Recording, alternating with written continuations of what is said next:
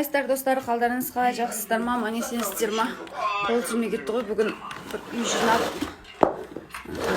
барлығын реттеп кір жуып, енді пылесостайын деп жатырмын. Енді алдында сыпыртмай сыпырғаным шаң болып кеткен қойдың бәрі.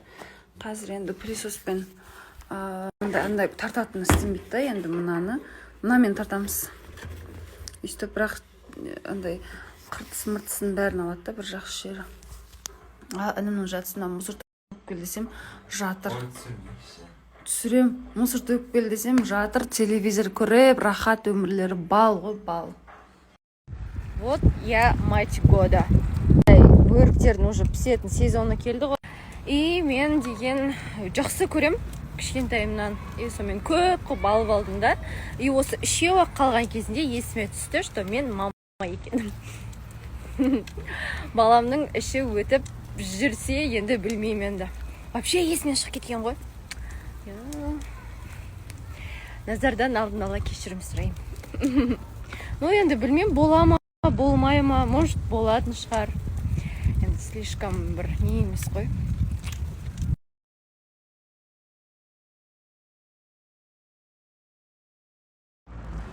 Ал Айбиді күтіп отырмыз. Қазір өзінің бір-екі жұмыстарын бітіріп шығады. Сосын екеуміз центрге барамыз. Центрді біраз аралау керек болып тұр. Бір-екі зат іздеп жүрмін, соларды көріп. Сонымен қайтамын үйге.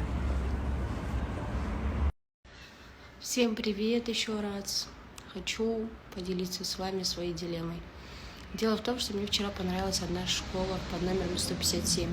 Сегодня 70% моих подписчиков сказали, что это очень хорошая школа. Учителя хорошие, требовательные, дисциплина есть. Все бы окей, но только я не могла познакомиться с классным руководителем, так как они сами не знают, кто будет. Их только определят в августе месяце, то есть я тогда могу познакомиться. А если она мне не понравится, я не смогу. Ну, я могу перевестись в другой класс, но если там будет место. Вот, это был большой минус.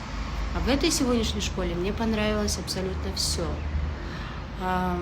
И выбор, то есть классного руководителя, то есть лежит на мне на сегодняшний день. То есть сегодня я уже могу себе выбрать. Но она, оказывается, не гимназия. Я именно хотела гимназию.